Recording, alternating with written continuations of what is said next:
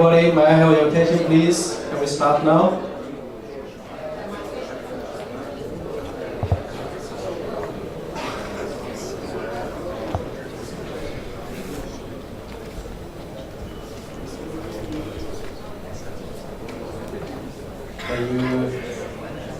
Is still somebody outside?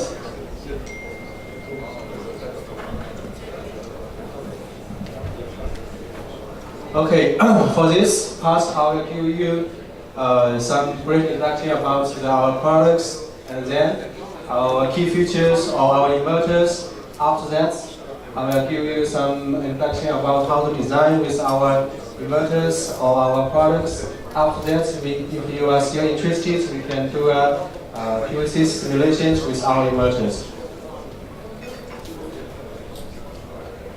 Right now we have three version inverters from 8 to 20 is the first version of our inverters.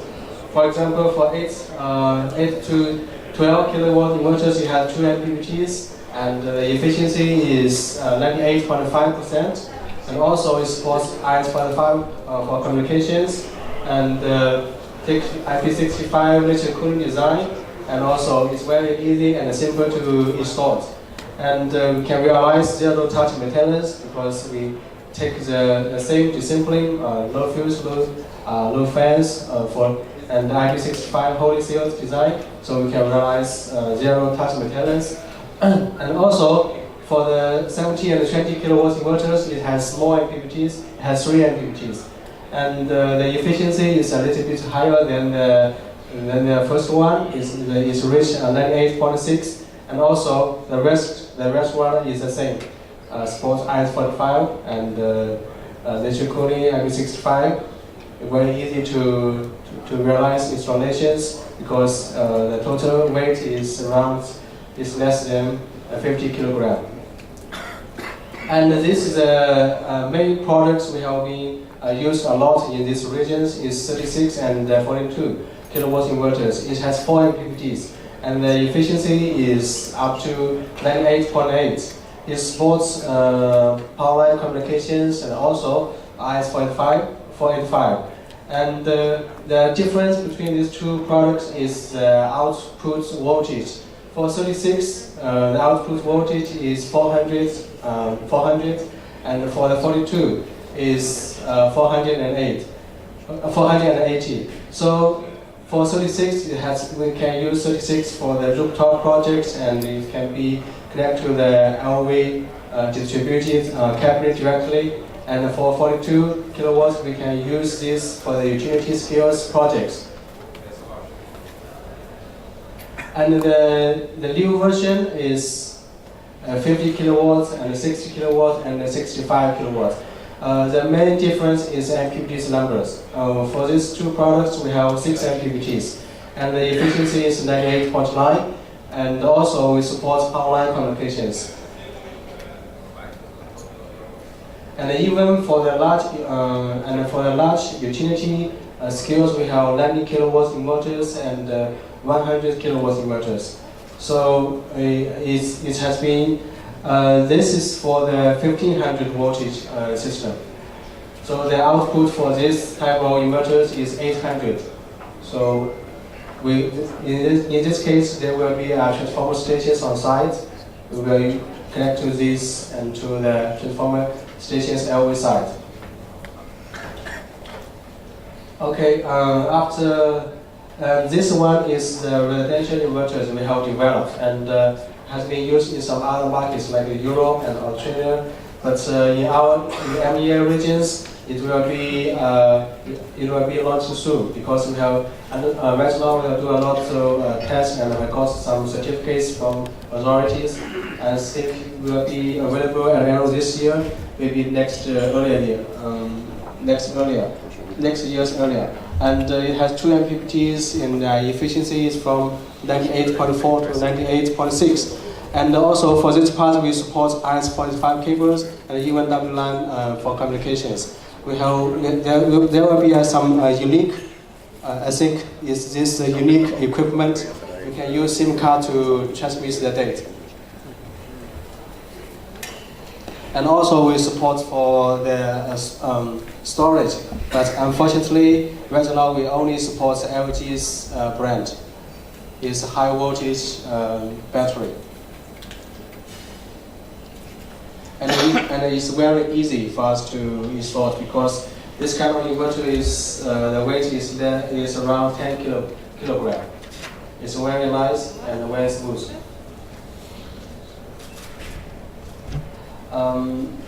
As for the smart loggers, we have two types of products. We have smart logger 1000 and smart logger 2000.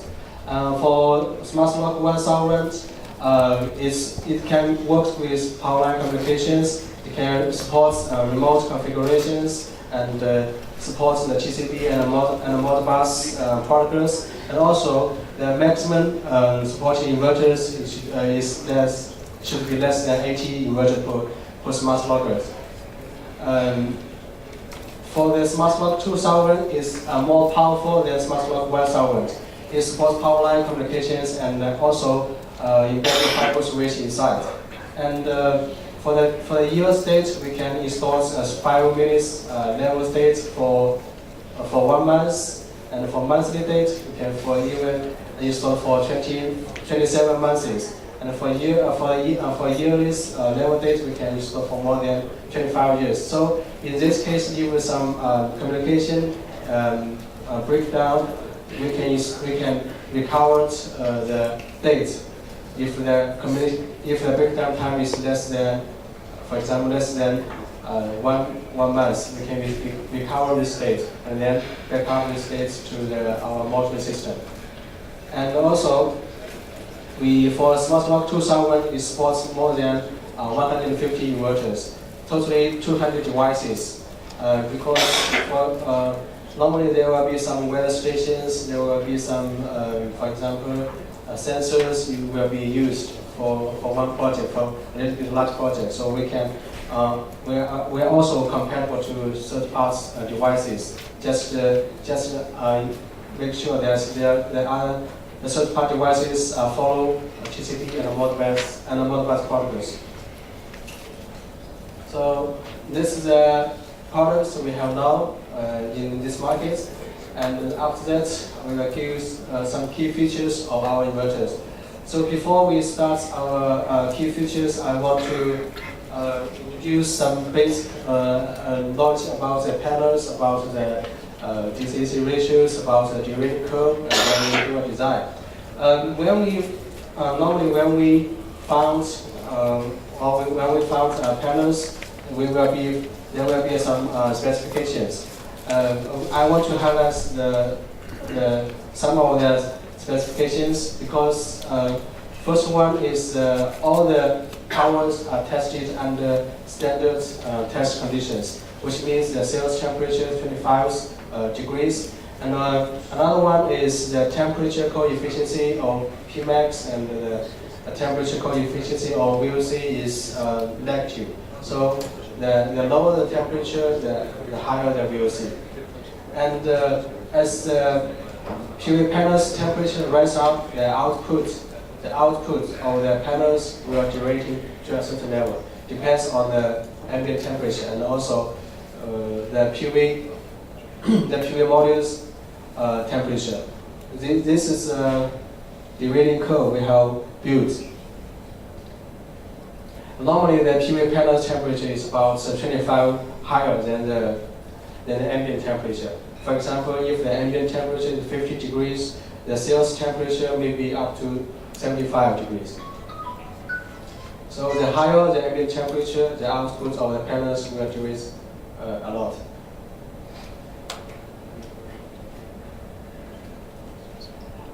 This one is the configurations or the formulas we should comply when we do a design. First, we should ensure that the whole system should be within the safety range. For example, for 1000 system, the whole VOC should be less than 1000 voltage. For example, for 1500 voltage, the whole system should be whole voltage should be less than 1500. So these are formulas we can use. Just use this formula. Another one, we should ensure that the VIPPT should be with the range of the inverters. So in this case, we can show you the higher running efficiency of the inverters. And for example, the lowest, as I mentioned before, the VOC is negative co-efficiency. The lowest temperature, we will use less panels. So if a ambient temperature rise up, we can use more panels to form one strings. For example, for 265 panels, if the ambient temperature is minus 10 degrees, we can use 23 to form one string. If the temperature rises up, you can use 24 and even 25. It depends on the locations. It's the same with 72 cells modules. And this one is about the DC-AC ratios.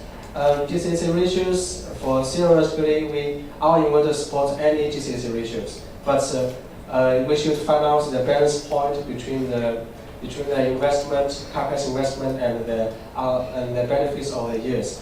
Normally, I think in Egypt area, the DC-AC ratio is the optimized DC-AC ratio should be within 1.2 to 1.3. Because we have do a lot of simulations through the PPCs, we found out under this range that there will be less. There will be low clipping losses or maybe 0.5% clipping losses if it is acceptable. But the higher the ratios, it will give you more years. But at the same time, which means you should invest more on the panels. So we should find the balance point. And I think every developer has its own financial models, so it can be optimized.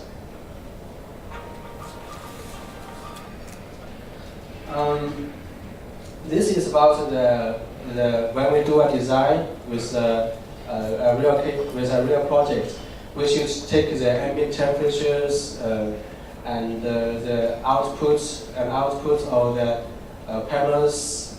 And also the derivative curve of the inverter together.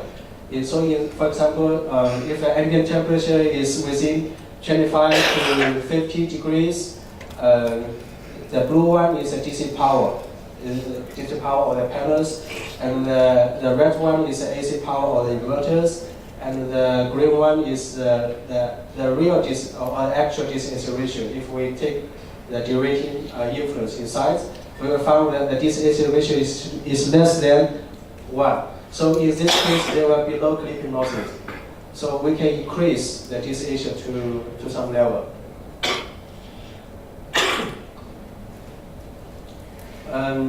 So it's clear for the DC-AC ratio for this part.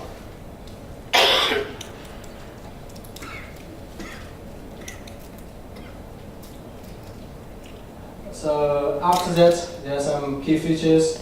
This low-field design I have mentioned before. From the left part, we can see the central inverters or the other branch inverters. It has less MPPTs. There will be more than maybe more than two strings will collect one MPPT. So if the short circuit happens, the reverse current will be larger than 20 amperes or larger than 50 amperes. So they need to use it for protection. But for us, only 2 strings or 1 MPPTs, so it can help you to reduce the reduce the invest on the fuses. So that's why we can take the low fuse design. And this one is about the safety. Safety is, I think, is the high priority we should take into considerations.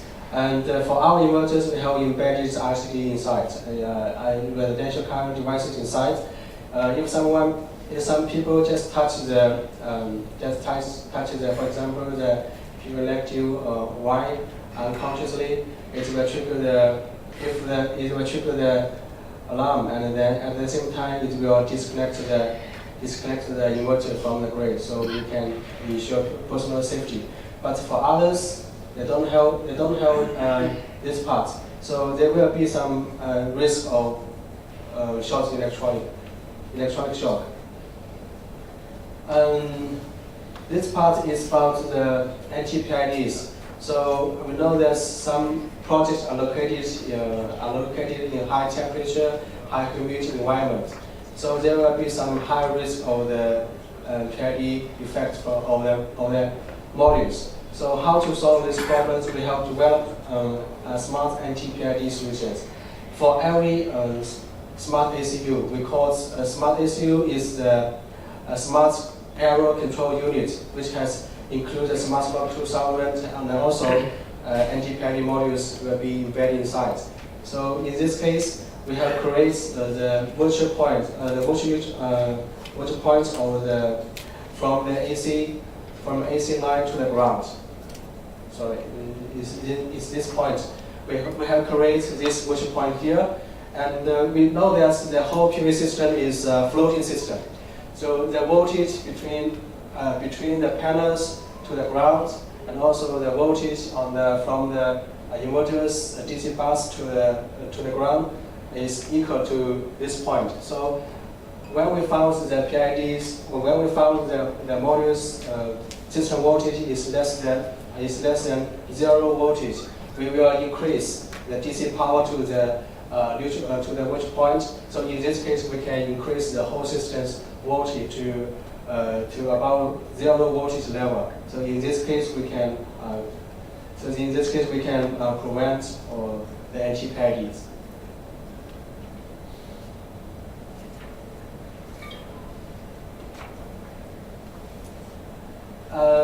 As for another one is for the protections. Some people may also have a question on it, and how to realize AC protections. For for example, if there's some short circuit happen at the cross site, here the energy may come from 3 directions. One is from the inverter 2, another one is from the inverter 1, and also some big from the grid to this point. So normally, the MCCB, if some short circuit happens, the MCCB will be shut down within 20 milliseconds. This number we can get from the MCCB suppliers. They can issue this number to us, and also at the same time, our current sensor will monitor this point current. For example, if the output current is less than 1.5 times IN, the inverter can still working, but it will trigger the alarm, and it will send the alarm to our monitoring system, and you will see it, there will alarm. And if the output current is larger than 1.5 IN, it will disconnect the inverters from the AC switchboard within the 500 milliseconds. So in this case, you can send people on site to do some checking and to do some maintenance. So this is the AC protection we can provide. For the rest, there are some slides I want to explain the lateral cooling design simply. Because MEA regions always is high temperature region. Some people always have some questions on it. So first, as I explained before, we have taken a lot of experience from telecom design or telecom equipment. So these are reasons. First, we have do the analyze with the software. We found out that more than 65% of heat come from IGBTs, and 25% are from the inductors, and the rest are from other components. And also we have to optimize the IGBTs layout. All the IGBTs are placed separately from the PCB board, PCBs. So it will be connected to the back of the heatsink. So and also for the indicators are placed outside of the main cabinet. We can found it on these inverters, dummy inverters, and only 10% of the heat keep inside.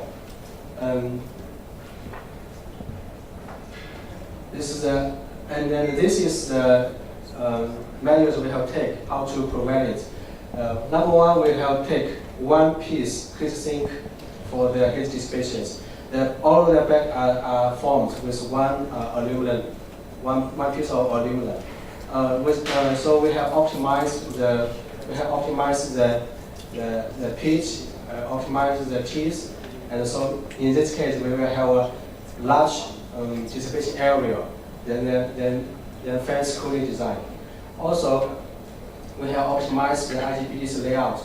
We found out that this there will be less thermal cooling between the modules. We found this one, there will be less thermal cooling. So we have optimized the locations. And there will be some test results of the IGBTs. So most importantly, for the heat, for the inductors, it's the same. We have used certain glue to decrease the heat's influence. And then most importantly, we have taken the direct code design. And this is one of the most important parameters for the IGBTs is the conjunction temperature. This part is the junction temperature. Yes, junction temperature. This is the most important parameter we should take into considerations. If the junction temperature is above this or clear this, the IGBT will be exposed. So we have to take 75-degree design, which means, for example, for 175 degrees, we only use 75% of these abilities. So the maximum ambient temperature for our IGBTs is 171 degrees. Sorry. And the real date and real test date is not very clear. It's around 110 degrees. So there are lots of safety range for our IGBTs. So that's why we can ensure you 25 years life for our inverters. And beyond that, we have to do a lot of tests. For example, the power and temperature cycling test, and also some other availability test. So that's the discipline or the passive cooling design.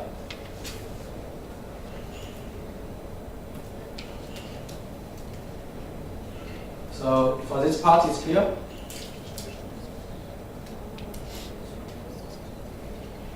And this is for our inverters, we can be used zero export limitation scenarios. We know that in some cases, the grid company cannot allow our inverter to inject any power sums locally. So how to realize it? There are two ways. For our inverters, we can two scenarios can be used. One is without dual control circuit breaker, which is more simple. If the scenario is more complicated, there will be some dual control circuit breaker. The basic discipline is that our inverters will talk to our smart logger, and our smart logger will monitor our inverter output and at the meter's point. So if the meters tells our smart logger the output is larger than the limitations, the smart logger will reduce the inverter's output to a certain level to meet the requirement. And the whole time for this command should be less than 30 seconds. It should be changed or should be modified from place to place. This one is about also our inverter supports some hybrid scenarios with the diesel generators. And if the PV's share is less than 30%, we can use our inverter directly. And also, if the PV pulse is larger than 30% to 60%, it's better to use EMS system. EMS is abbreviation of energy management system. So in this case, we can ensure that diesel's generations safety, because we know that every diesel has some ability of standards the reverse power. So within this time, we can if we finish all the control operation, we can ensure whole system's safety. And also, the reason is that our inverters has the frequency shift power control ability, which can be set through the smart logger to control the unit, to control the inverters.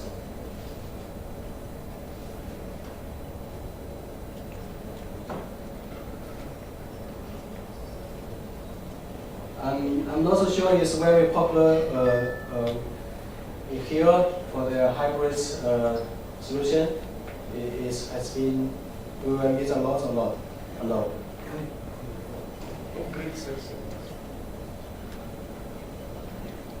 Okay. So if you don't have any issues, I will go to part 3, how to design. And this is the overview of the rooftop projects. Rooftop projects, right now we can use 36 and 50 and even 60 kilowatts inverters. And then this is the overview of the whole system. If we confirm the panels specifications and confirm the locations, for example, the temperatures, ambient temperatures, we can confirm how many modules we can use to form one strings, and also if we have confirmed the DC ratios, we can, which means we will confirm how many strings will connect to the inverters. So after the DC input is confirmed, then we will know how many inverters will be used for this project. And after that, we will use 2-in-1 or 4-in-1 AC combiner boxes. We don't use DC combiner boxes, but on the AC side, we will use AC combiner boxes to combine some inverters. And after that, we will connect to the LG panels. And for the red part is SmartLock 1000 for the small and the LED ecosystem. For the small projects, small size project, we recommend to use SmartLock 1000 because SmartLock 1000 will support 80 inverters. So I think is enough for small projects, and it will cost you less. And plus our electrical management system, we can help you to monitoring all the inverters performance. It can be displayed and it can be monitored. So it's useful. And this is a standard single line diagram. This is inverter 1 to inverter 4, and after that AC combiner boxes, and after that they will be connected to the LV panels. So, and we can even use the aluminum coolers if it's allowed.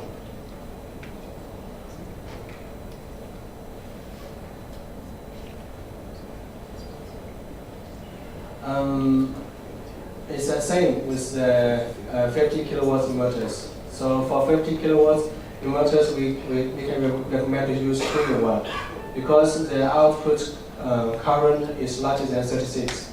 So 2-in-1 AC combiner boxes, we can use 125 ampere 3 poles MCCDs, and which will be easy found in the market.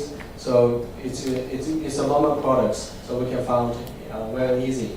So I think it helps you to reduce the cost.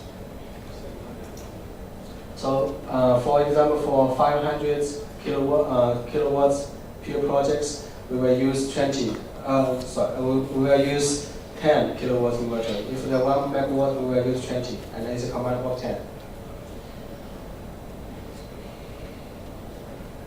And this is the standard layout. If there's a rooftop projects, we recommend to install all the inverters or the AC combiner box along the maintenance road. It will be easy for the maintenance and for the inspections. And this one should be modified case by case. So it's not the standard one, just the recommended one. And this and the right example is the standards or the normal configurations for 1 megawatt block. And the DC-AC ratios can be modified.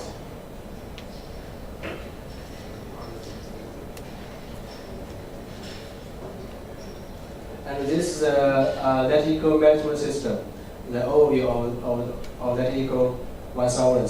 So for our smart logger, we will connect all the devices, for example, the inverters, weather stations, and some other the power meters to our smart logger. And we just make sure that our smart logger, the data can be transmitted through the public internet, and our server can receive this data. And for the devices, it should be follow the Modbus protocols.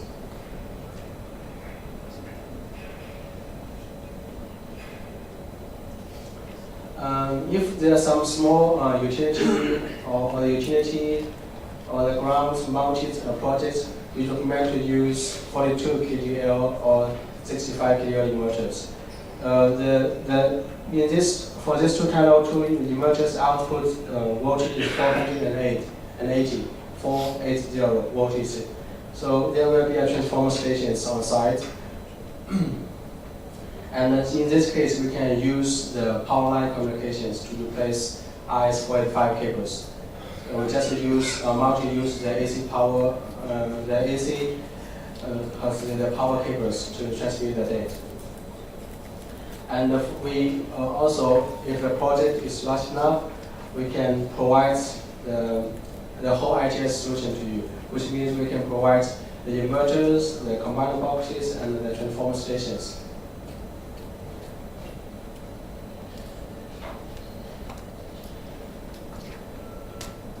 And this is also the standard single line diagram.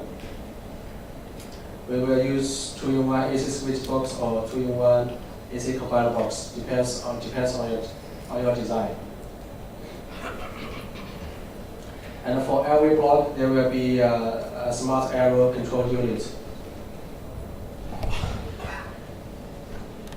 So this is the standards or the normal configurations for 2 megawatt block.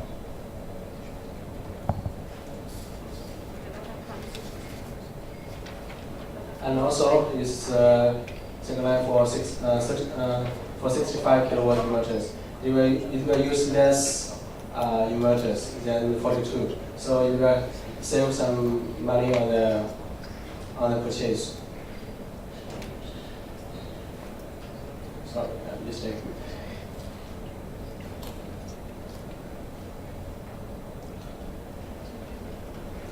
And if this some layout for the fixed rack, we recommend to install all the inverters between in the middle of the panels. So installed under the panel. So in this case, we can reduce the DC cables. But it can be modified due to the real inputs. And this is the parameters we can find. If the DC-AC ratio is not 1.28, we can change to another one. So we can make modification accordingly. It's flexible. So this part is about the design. So if you have some questions or not.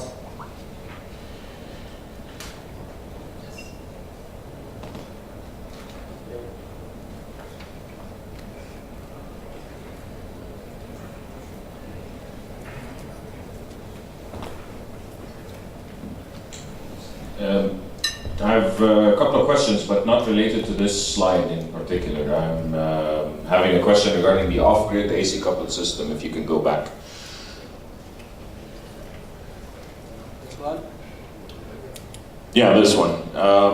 The question is, does the inverter have to be a two-way output?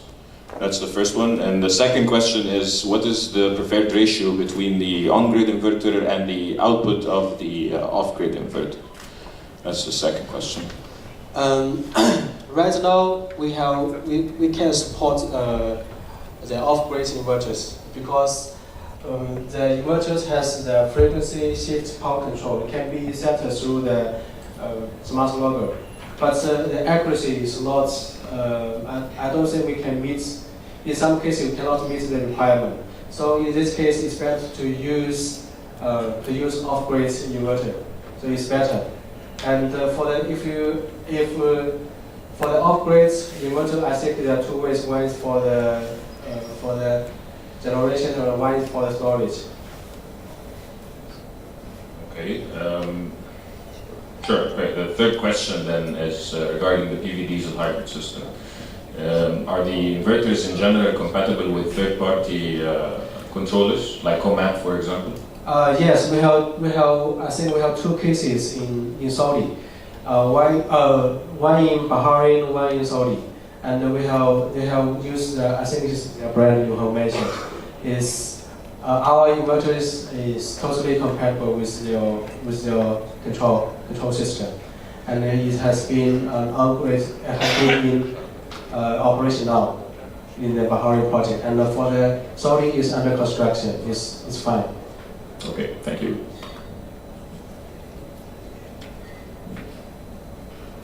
I think Engineer Markin was having a question about the thing about like having the inverter with 50 kilowatts and like having in the data sheet is specified about the active power with 55 kilowatts. Can we have more description about this thing, please, for his question? You mean the DCAC? No. It's the output, the active power. It's written on the data sheet like 50 kTL, and then the active power maximum AC active power is like 55. So normally we have 10% overload ability, and I think it's the extra benefits we give to our clients. We have 10% overload ability. So we can work on cosine 5.1, so yes. We can have 55 kilowatts. You should follow the inverter derating curve. For every inverters, we have specified a derating curve. If the ambient temperature is 25, we can, for example, we can reach 55 kilowatts at PF equals 1. So if the ambient temperature is 50, the maximum output should be 50 kilowatts. So in this case, there will be no extra 10% overload ability. So it should be defined by the temperature, and also should be follow the derating curve. And there is no time limit, right? No time limit, just for a couple of seconds or something. No, it's running smoothly without any problems, like for 55 kilowatts on ambient temperature 25. Yes.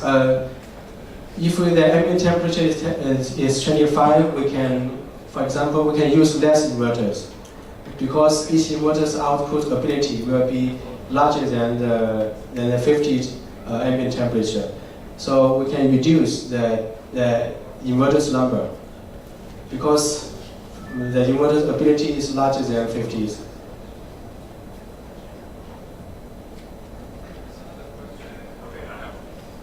I have a final question regarding off-grid again, I'm sorry. If we want to use the on-grid inverters on an off-grid system, do we have to cancel the anti-islanding feature, or what exactly? For this part, for the off-grid inverters, I'm not so very familiar for this part, because we have another special team focused on for this part. I think if you have more issues, you can write down and send email to me. I will forward your request to them. Perfect. Sorry. No problem.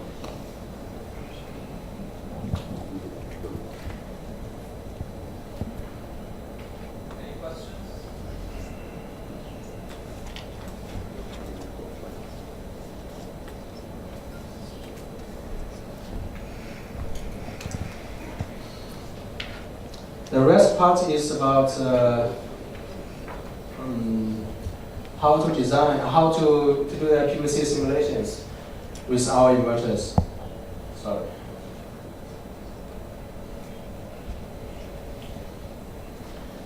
I don't know if you are familiar with this part or not. So normally, most of the developers accept the PVCs we will use the PVCs to do the simulations. So there are some standard steps we can take. For example, this is the normal one project design, and we can choose grid connection scenario. And after that, we will found we can define the name of the files. But normally we should input the metro database. We can build it by ourselves. We can just input the longitude and the latitude and some information, and we can use the PVC's own database to create it. And after that, yes, come to the parameter setting sections. For example, first we will go to the orientation parameter settings. We can choose fixed tilt plans. We can choose trackers, multi-trackers. We can choose from this part. For this part, we will find out theoretically the best tilt, but normally it should be less than this, because the panels between racks there will be some shadings. So the best tilt should be less than this, should be changed accordingly. After that, we will jump to the system settings. For the system settings, we will choose which brand, which kind of PV modules will be used for this project, and also which kind of inverters is 36 or 42. We can choose it. And most importantly, we should make clear that how many modules we can use to form one string and how many strings to use for this project. So this is this part. This part we should make it clear. After that, we will come to the detailed losses. For the thermal parameters, I think we can choose the free style, because normally there will be some flow, some airflow between under the panels. So this is the normal one we can use. As for the ohmic losses, for the DCs, there are three parts.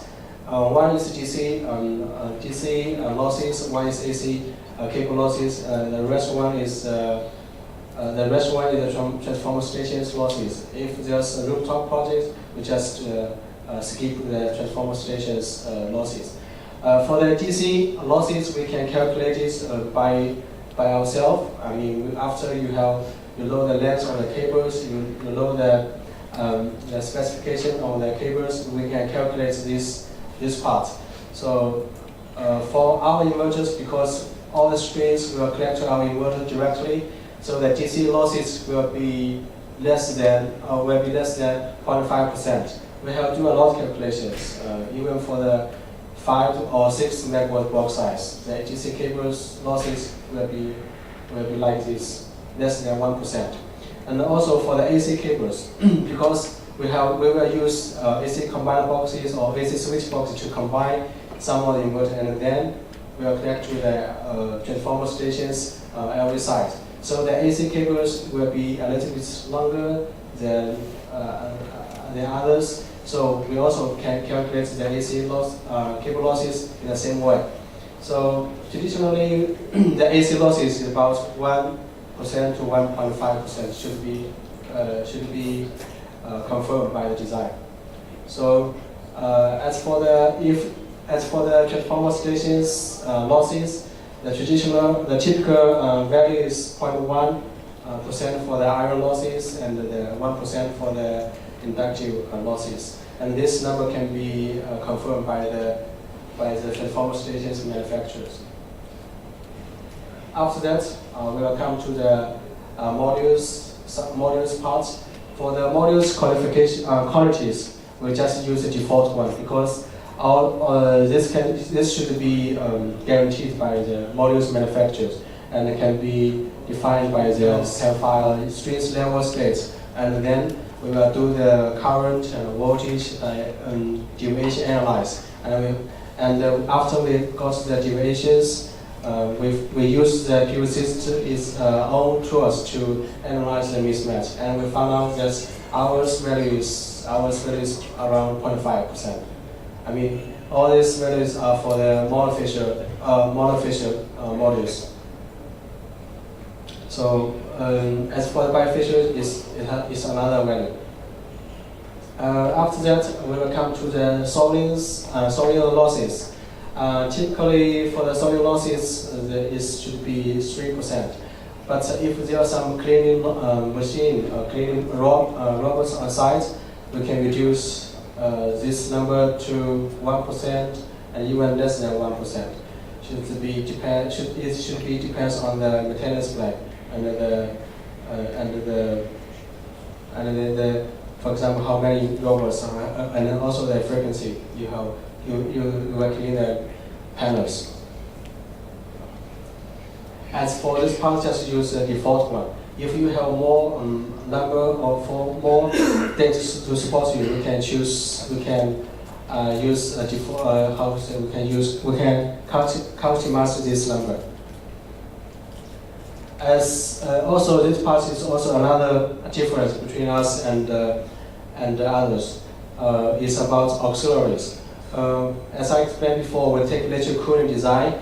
For us, we don't have internal fans for the heat dissipations, so we can save this part and turn this part into years. But when we look into some other brands' parameters, we will find there one parameter is about the consumption, heat consumption. For example, for SMAs, maybe it's 2,000 kilowatts per inverter. So we will use this number for the simulations. So just include their numbers, but for us, it's 0 for us. So totally, after that is about the engineering. Engineering, we just use the first year's simulation. If you need more, we can use other years. And after that, we will come to the availabilities and availability parameters.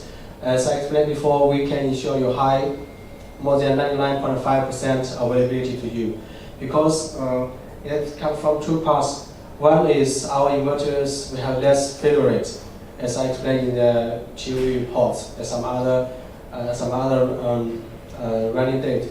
And another one is our inverters can be replaced within 1 hour for 2 people, because all the dates we will monitor each inverter's performance, each inverter date. We can know each inverter's performance. If something is wrong, we will inform the maintenance work timely. So in this case, they will replace it within maybe 1 hour. And normally, based on the shared platform, service platform, we have a lot of welfare. For example, in Egypt, I think we have a welfare and a supply center here, and we can install some inverters in advance. So if something happens, just replace it. So it will be complicated. Will complete within 1 day. So there will be less influence on the availability or whole PV plant availabilities. So that's why we can put 0.5% here. But for others, I'm not so sure. Maybe they will charge you more on it. So after that, we can do the shadings. It depends on the design. After that, we can do the simulations. So this is the comparisons between us and some other brands under the same metro database. We can find out that this mismatch is around 0.5 gap between us and others, and also the high efficiency, and also the lower consumptions, and also from the high availabilities. So totally we can show you 2% high yields. This is for the simulations part. Also, we have got a lot of letters from our clients. The highest one should be 6% higher than others from the India. So I can show you if you need, but we have a lot of letters from clients. So all in all, it should be proves that our inverters can ensure you high yields. So this is the actual benefits under the same investment.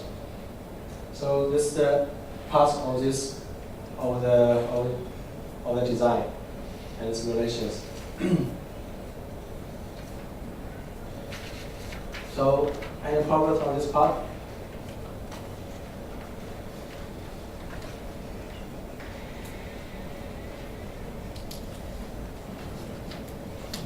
I have a question here regarding the simulation. Okay. You have a free simulation software on Huawei. I struggled to use it, but found that the simulation capability is very limited compared to SMA. I mean, even to connect it with a site like NREL to get a yield estimation or something like that. It is not connected or meet a norm. So the question, do you have any plans to increase the use of free simulation software? You mean the smart design tools, right? Yes, right. We have noticed these problems, and we have asked our headquarters to update the database, update some inputs. So we found it's very, very easy to use. So we have asked them to update, and right now they have updated the database. But I think in the next maybe 1 month late, it can be more useful, can be used. So right now, and because another one is the server is not located in every region, so the speed is very, very slow. So we will try to build our own server here in this region. We have noticed this problem. We will push them again. Thank you.